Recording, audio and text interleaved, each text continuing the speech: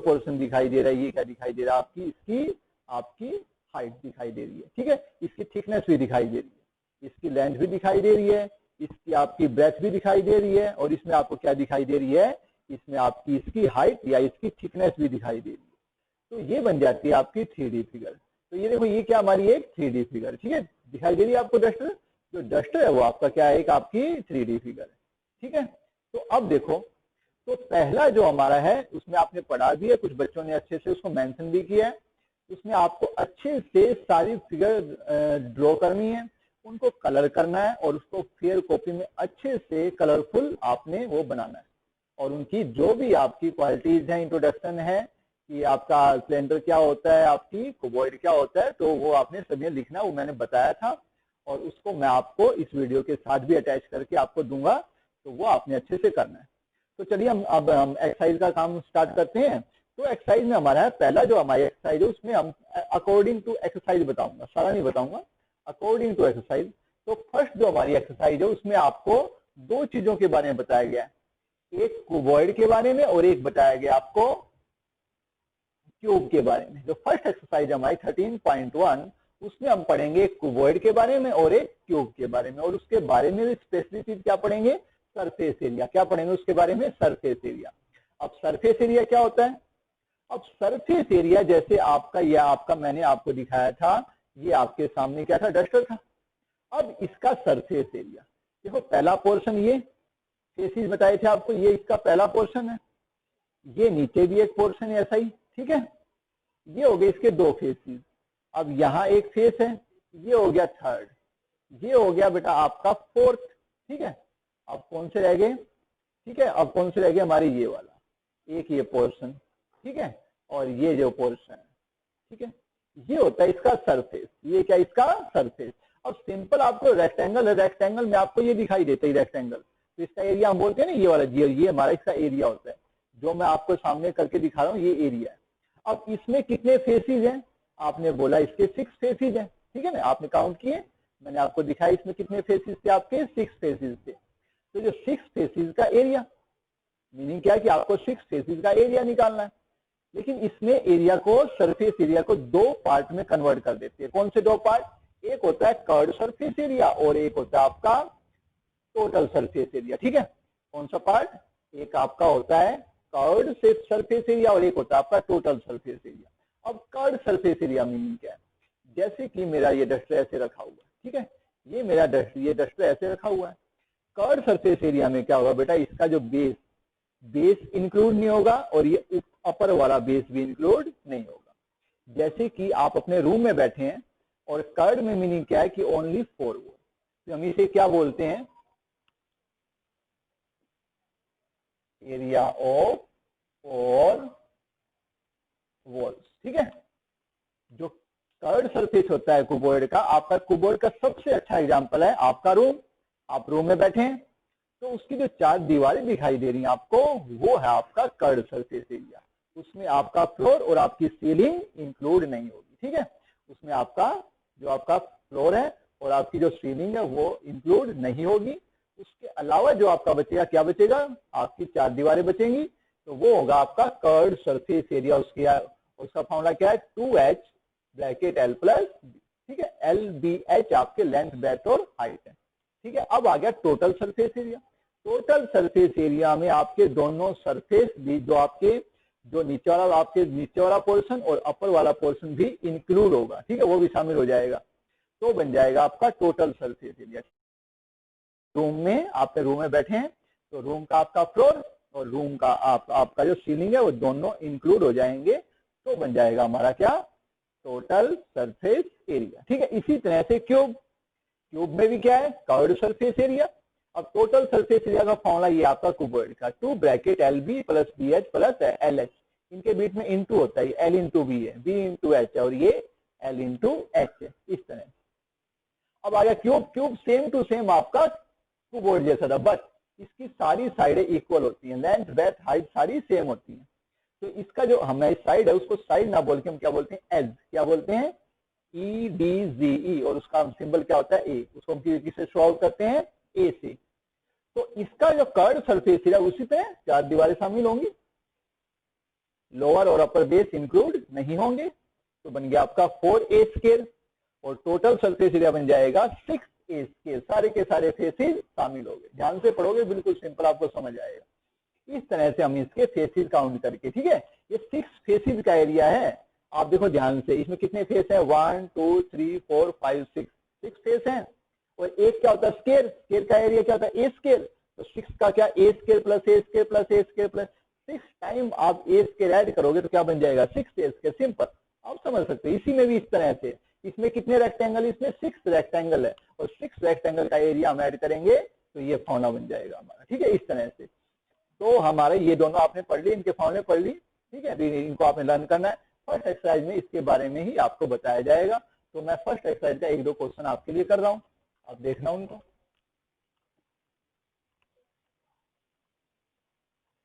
तो first question आप read out करें, फर्स्ट क्वेश्चन, और उसको करते हैं क्या है देखो उसमें। चलिए फर्स्ट क्वेश्चन रीड कर रहा हूं मैं आपके लिए। एक प्लास्टिक बॉक्स इज, एक आपका प्लास्टिक बॉक्स है जिसमें आपको 1.5 metre long, 1.25 metre wide and 65 centimetre deep is made of open top, यानी कि उसका ऊपर वाला पोर्शन खुला हुआ है, ठीक है। It is to be open at the top, ignore the thickness the plastic sheet, find the area of shape required to make, ठीक है। तो हमें इसमें बताना है कैसे करेंगे स्टार्ट, इसको बताओ। अब देखो ध्यान से, हम क्या कैसे हमने इसको करना है। अब आपका एक बॉक्स है, उसी तरह से आपका एक बॉक्स बना लिया मैंने। आपका बॉक्स क्या है, ये रेक्टेंगल कुवर्ड जैसा बॉक्स है, ठीक है।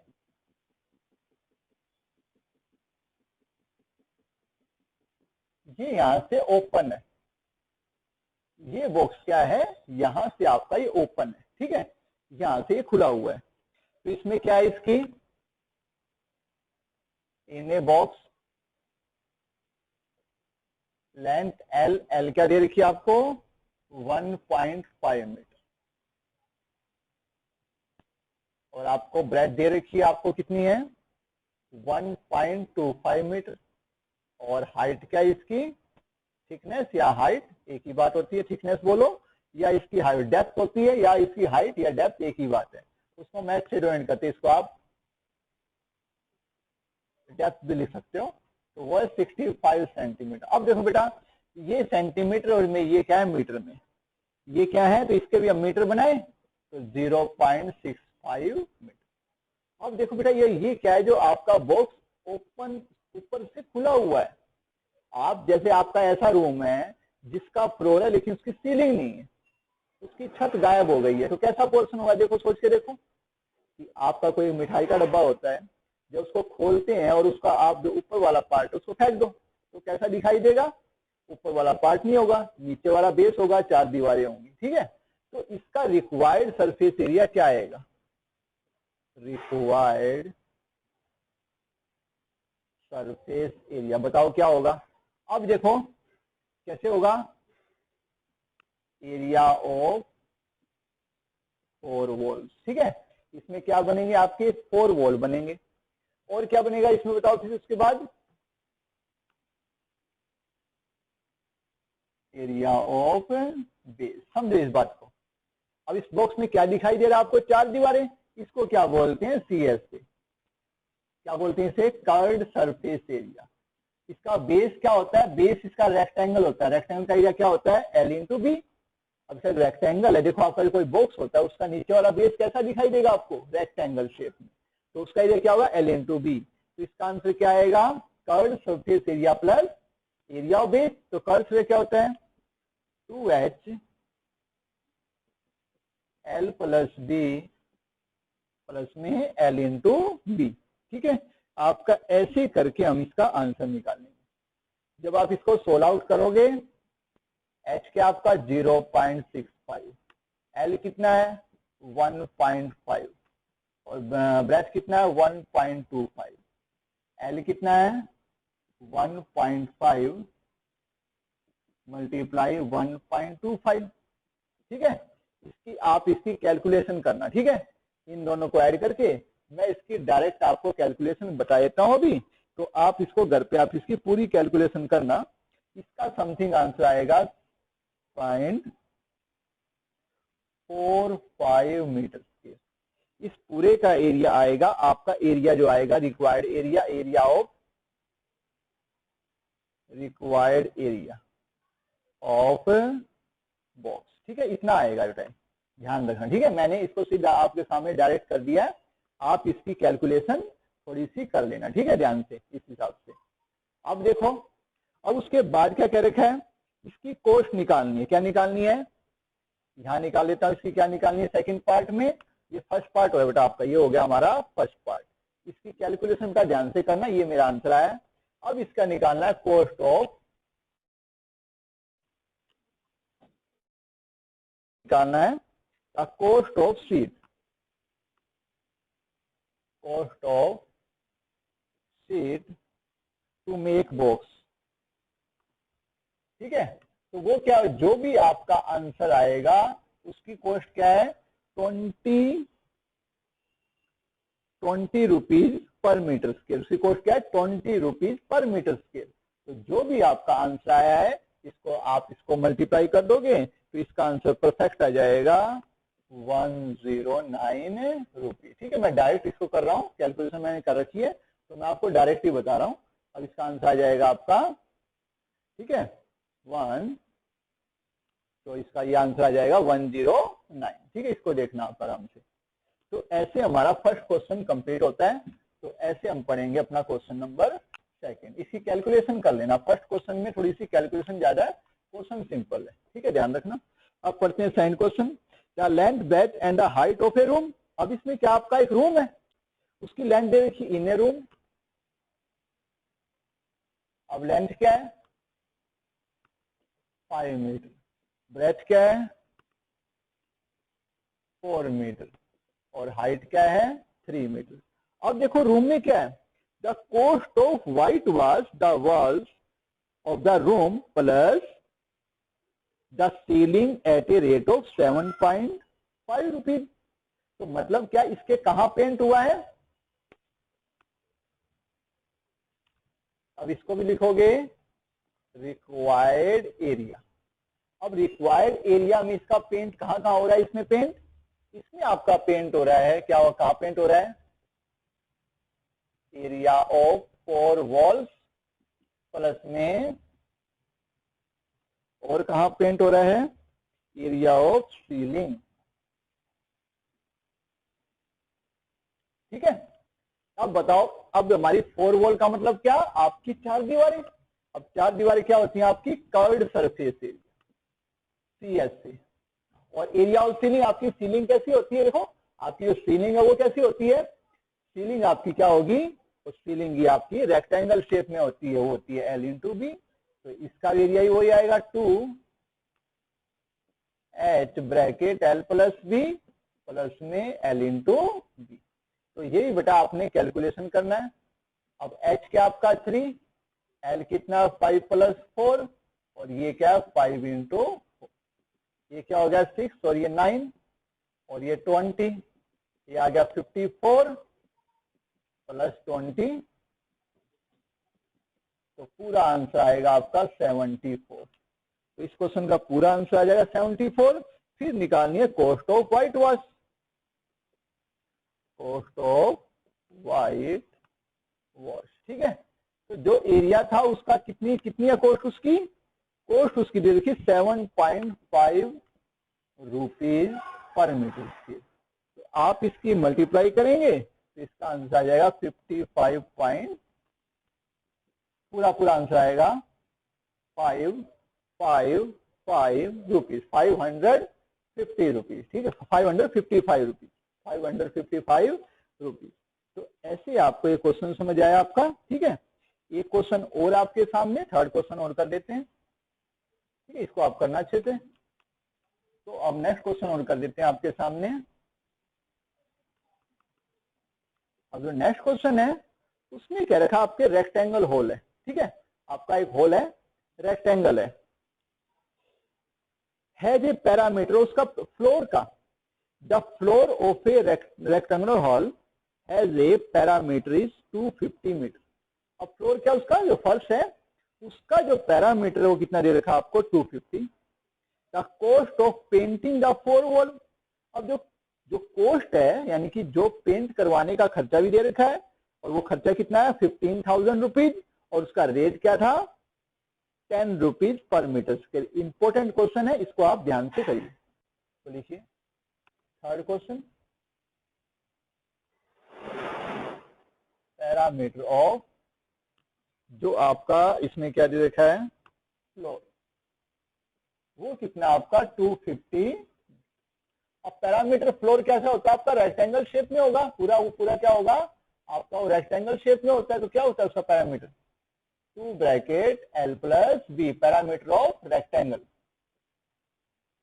और L प्लस बी की वैल्यू निकाल लो 250/2, L प्लस बी आ जाएगा आपका 125। ऐसा ही छोड़ दो इसको, ठीक है। अभी इसको ऐसा रहने दे, फिर पढ़ते हैं। अब कॉस्ट क्या दे रखी है, cost of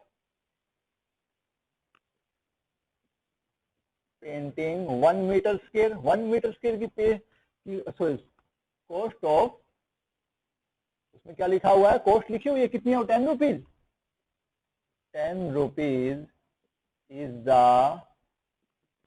cost of 1 metre square, cost दी हुई ना, तो कॉस्ट क्या दे रखी है 10 रुपए दे रखी है 1 मीटर स्क्वायर की। तो 1 rupees is the cost of 1/10 और हमें कितना दे रखा उसका 15,000 रुपीज। तो 15,000 क्या बन जाएगी 1/10 15, तो 10 से 10 कैंसिल,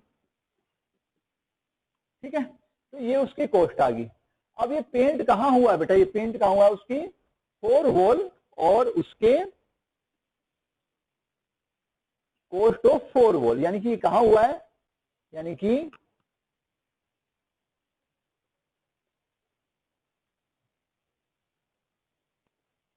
पेंट इन 4 वॉल्स, उसका पेंट कहाँ हो 4 वॉल पे। ये जो आया हमारा क्या आया, ये आ गया metre square, sorry metre square में आएगा बेटा 1500 मीटर स्क्वायर, यानी कि आपका 4 वॉल पे पेंट हुआ, यानी कि इतना वो एरिया पे पेंट हुआ। कितने एरिया पे पेंट हुआ वो, यानी कि इतने रुपए में कितने एरिया पे पेंट हुआ 1500 मीटर स्क्वायर जगह पे पेंट हुआ। तो ये एरिया कौन सा है 4 वॉल का, तो 4 वॉल का एरिया क्या होता है 2H L plus B equal to, जो एरिया है बेटा एरिया पेंट जो पेंट हुआ कहाँ पे है 4 वॉल पे हुआ है, तो ये एरिया किसका होगा 4 वॉल का। अब आपके पास देखो H नहीं दे रखा है, अब आपका क्या 150, अब आप 2 को वहां ले जाएं, 2 को वहां ले जाते हैं 150/2। अब देखो L प्लस बी की वैल्यू दे रखी है आपको 125, पुट कर देते हैं इसमें। L प्लस बी की वैल्यू क्या दे रखी है 125, इसमें आपने इसको कैंसिल कर दिया 750 आ गया। यहां देखो तो H की वैल्यू क्या आ जाएगी 750/125। आप इसको पूरा काटोगे तो ये पूरा आपका 6 पे कट जाएगा, ठीक है। और इसकी वैल्यू आ जाएगी आपकी 6 मीटर। निकालना भी यही था हाइट ऑफ रूम, तो हाइट ऑफ रूम क्या आ जाएगी आपकी 6 मीटर। तो देखो आज आप काम ऐसे ही करो, आज वीडियो बनाने में हम थोड़ा लेट हो गए तो आपको थोड़ा सा वीडियो अच्छा नहीं दिखाई दे रहा होगा, लेकिन मेरे स्टूडेंट अच्छे हैं और वो अच्छे से इस काम को समझ जाएंगे और करेंगे। तो बेटा ऐसे आपने ट्राई करना, आप ट्राई करिए, बाकी क्वेश्चन भी सिंपल हैं और वो आप भी इनको अच्छे से कर पाएंगे, लेकिन फेयर कॉपी को बेटा आप अच्छे से मेंटेन करोगे, ठीक है। Okay, now you start your work with confidence. Thank you.